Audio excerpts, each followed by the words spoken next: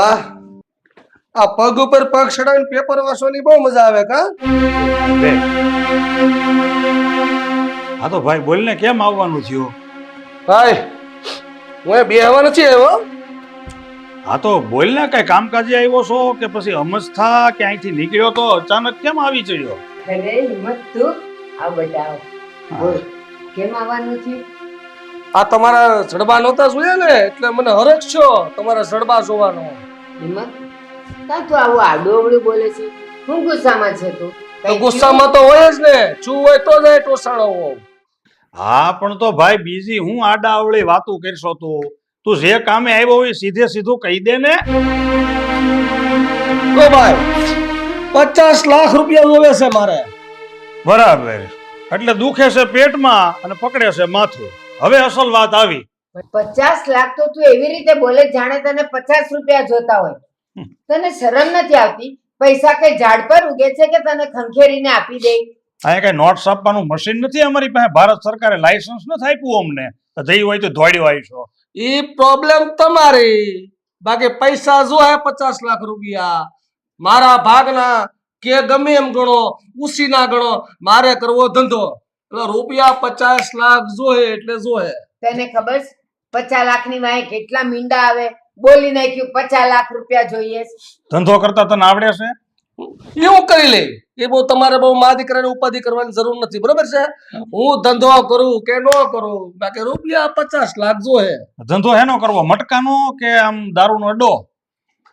ઈ તમારે બહુ માથાકૂટ નથી કરવાની. 50 લાખ આપવાના છે કે?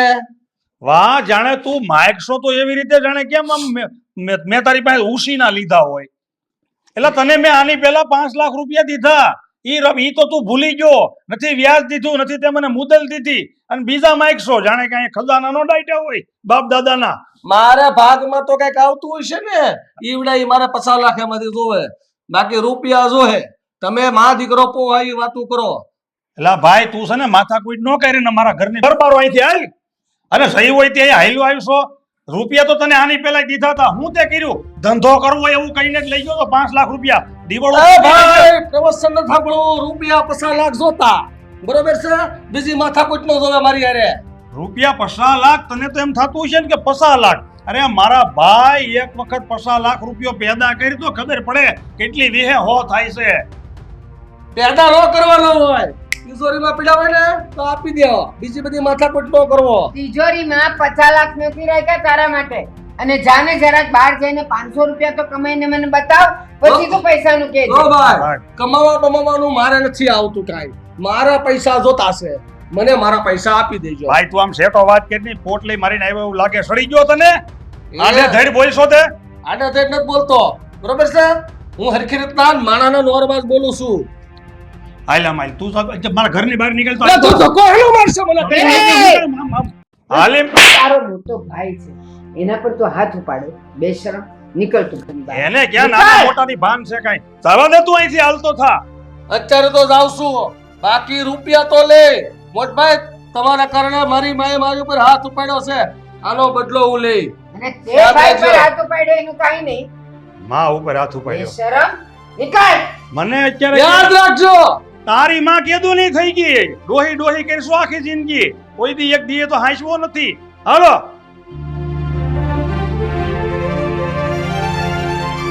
આવી ગયા મમ્મી? તમે મંદિરે ગયા હતા તો? હા, હું આવી ગઈ. પણ ગોપી, આ હિંમતભાઈ ઘરે આવીને શું બખેડો કરીને ગયા? તને કઈ ખબર છે? ના, મને ક્યાંથી ખબર હોય? તમે મંદિરે ગયા પછી તમારી પાછળ પાછળ હું પણ નીકળી ગઈ હતી. મારા મામાના ઘરે ગઈ હતી આંટો મારવા. અરે બેટા, કઈક લાંબો બખેડો થયો છે. હા, આ હિંમતભાઈ આવીને અહીંયા ઝઘડો કરી ગયા છે, ન બોલવાનું બોલી ગયા છે. હવે શું થયું છે ને એ કોઈ વાતની મને નથી ખબર. હા મમ્મી, મને પણ નથી ખબર, પણ આટલી તો ખબર છે કે આ હિંમત અંકલને ખબર નહીં પડતી હોય, વારંવાર ઘરે આવીને ઉઘરાણી કરે છે પૈસાની. બેટા, જે માણસને મફતનું ખાવાની આદત પડી હોય ને એ મફતનું જ ખાય.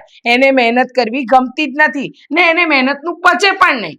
હા, આ તારા હિંમત કાકા પણ છે ને એમાંના જ છે મફતિયા. આ પપ્પા પણ કઈ નથી બોલતા. પપ્પા એકવાર ઘસીને ચોખ્ખી ના પાડી દે ને તો સીધા થઈ જાય. ઘરે પગ મૂકવાની જ ના પાડી દેવાય, એટલે આપણા ઘરે આવે જ નહીં.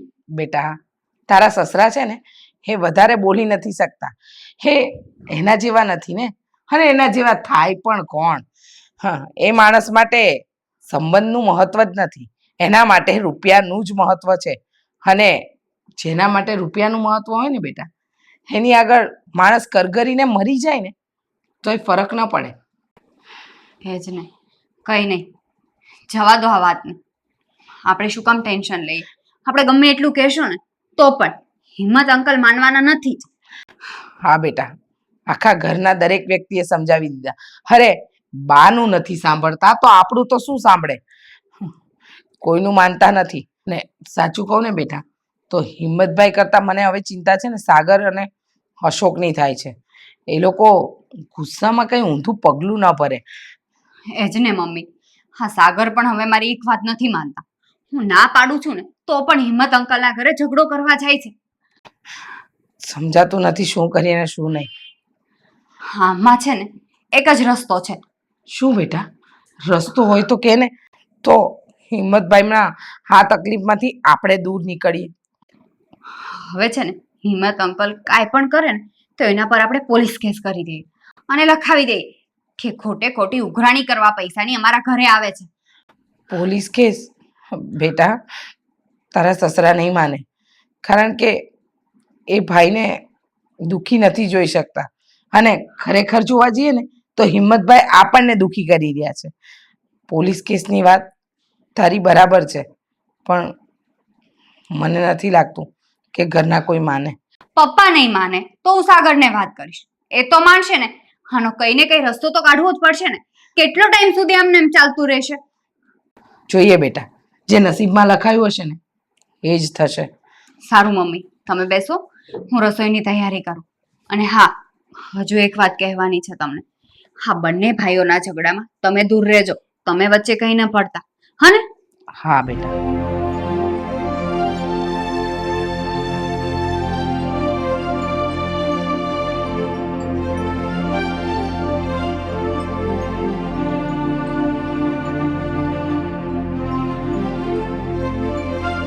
પપ્પા, ઓલો સંજય એમ કહેતો હતો કે કાકા અહીંયા આવ્યા હતા.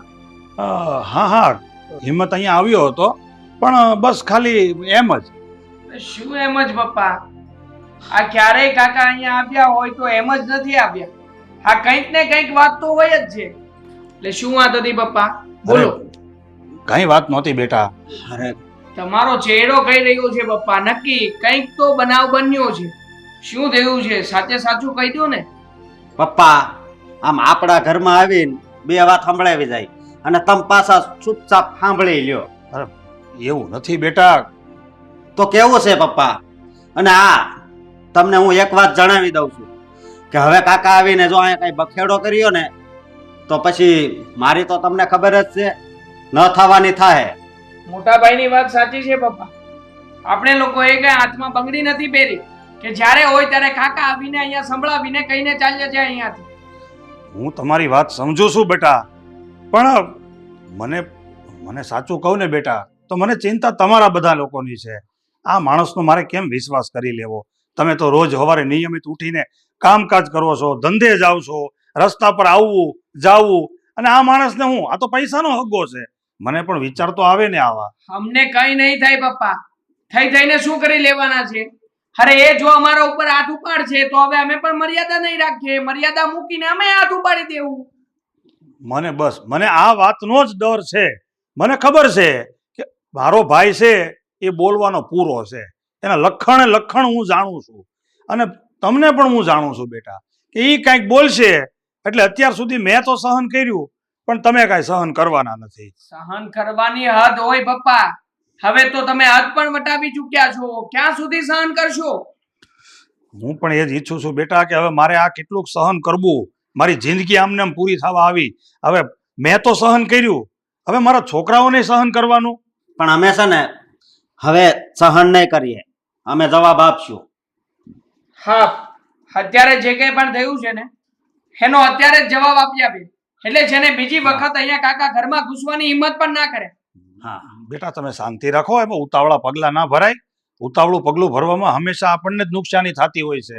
જેમ બને ને એમ શાંતિથી સમજી વિચારીને કામ કરવું પડે. દર વખતે પપ્પા જ્યારે આવું થાય છે ને ત્યારે અમે બંને ભાઈઓ તો બોલીએ છીએ, પણ જ્યારે અમે ઉગ્ર થતા હોય ને ત્યારે તમે લોકો આમ અમને શાંત કરી દો છો. અરે શું કામ ને પપ્પા સહન કર્યા કરવાનું? તમે શાંતિ રાખો. એક દિવસ એવો પણ આવશે કે હું જ તમને કહીશ કે બેટા તમારે જે કરવું એ કરો. એ બધી વાત છે, પણ જો અત્યાર સુધી સહન કર્યું અને આજે સહન કરી લેવી, પણ જો હવે અહીંયા આવ્યા ને તો પછી હવે વારો પાડી દેવી અમે. મોટા ભાઈની સાથે હું પણ સહમત છું પપ્પા. હા છે ને, કાકાને છેલ્લી વખતનો ચાન્સ આપી રહ્યા છીએ. હવે પછી જો એ આપણા ઘરે આવીને આવું કંઈ પણ કરશે ને તો હવે અમે સહન નહીં કરી લઈએ અને સીધા જ તમને પૂછ્યા વગર ડાયરેક્ટ ગોબો ઉપાડી લઈશું. હા, કાકાને નહીં ખબર પડે કે અમે બંને ભાઈઓએ જઈને શું કરી નાખ્યું છે. હા, ચાલો મોટા ભાઈ.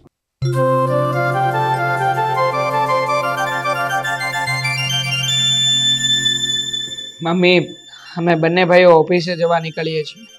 હા બેટા, જાઓ. પણ હા શું કહું મમ્મી, અમને ઓફિસે જવાનું મન જ નથી થતું. પણ કેમ બેટા? અરે કેમ શું, હા જ્યારથી કાકાની વાત સાંભળી છે ને મારી તો નીંદર હરામ થઈ ગઈ છે. મને પણ એવું જ છે. આ સરખી રાતના ઊંઘ પણ નથી આવતી, કારણ કે કાકા ઘરે આવીને જેમ ભાવે તેમ બોલીને ચાલ્યા જાય છે. આ શું સારું કહેવાય? બેટા સાચું કહું તો આવા નાલાયક માણસોની વાત સંભળાય જ નહીં, એને મન પર લેવાય જ નહીં. આ બધી વાતને ભૂલી જાઓ અને તમારા કામમાં આગળ વધો. મમ્મી તમને કાંઈ નથી થતું આ વાતને લઈને? બેટા થાય તો ઘણું છે, પણ શું કરી શકીએ, તું જ કે ને. આમાં તારા પપ્પા તારા બા બધા જ પીસાઈ રહ્યા છે. હા, તારા કાકા સમજવા તૈયાર નથી અને આપણું જીવવાનું હેરાન કરી નાખ્યું છે. કોઈને સમજતા નથી. એ બસ એટલું સમજે છે કે હું જે કરી રહ્યો છું એ સાચું કરી રહ્યો છું. પણ ખોટો માણસ છે એ. આ મારો કાકો રહ્યો ને એક નંબરનો કપાતર છે. બસ બેટા, ગમે તેમ તો એ કાકા છે. એ એમનું મોઢું બગાડે, આપણે શું કામ આપણે આપણું મોઢું બગાડીએ? જુઓ મમ્મી, હું તો માનું છું કે જેવાની સાથે તેવા થવું જ જોઈએ. હા, જે રીતે અહીંયા આવીને ખકડાવીને ચાલ્યા જાય છે ને, તો એક વખત એના ઘરે જઈને અમે લોકો પણ ખકડાવી આવીએ, એટલે છે ને એને ખબર પડે કે આ સોસાયટીમાં આજુબાજુના લોકો જોતા હોય તો કેવું લાગે. અરે બેટા, જેને પોતાની ઇજ્જતની ના પડી હોય એ બીજાની શું કરવાના? અને કદાચ કાલે તમે ઉઠીને એની સાથે ઝઘડો પણ કરશો ને તો એને કોઈ ફરક નહીં પડે. બેટા, હું ઓળખું છું, તમારા જન્મ પહેલાથી તારા કાકાને ઓળખું છું. સ્વભાવ એટલો વિચિત્ર છે કે પોતાની જ મનમાની કરે, કોઈનું ચલવે નહીં. અને હવે તો જે તારા પપ્પાની પાછળ પડી ગયા છે, રૂપિયાને લઈને પછી પ્રોપર્ટીને લઈને, અરે આ બધું તારા પપ્પાએ પોતાની મહેનતથી વસાવ્યું છે અને એમને બસ પચાવી જ લેવું છે. અને તો હવે સમજાઈ રહ્યું છે કે આ કાકાની સાથે કાકીએ લગ્ન કર્યા ને પછી 3 જ મહિનામાં શું કામ જતા રહ્યા એમને છોડીને. બેટા, આવો સ્વભાવ હોય ને એને એની માં પણ ન સંગરે તો બૈરી તો ક્યાંથી સંગરે? જો ને તું તારા બાની સાથે પણ કેવી રીતે વાત કરે છે, એમની પણ ઇજ્જત નથી કરતા. જો મમ્મી, અમે તો કાલે પપ્પાની સાથે વાત કરી હતી અને એમ પણ કીધું છે કે આ છે ને છેલ્લી વખત છે. હવે જો આવું કંઈ પણ થશે ને તો અમે પપ્પાને પણ નથી પૂછવાના, અમે બંને ભાઈઓ જઈને કાકાનો વહીવટ કરી નાખવાના છે. જો બેટા, તમે બંને મને જીવથી વાલા છો અને તારા કાકાના મગજની તમને લોકોને ખબર છે. ના કરે નારાયણને કંઈ ઊંધું કરે ને તો મારે તો મારા 2 દીકરા. અરે મમ્મી તમે શું કામ ચિંતા કરો છો? અમે જઈશું ને તો એનો ઊંધો નાખીને જ આવશું.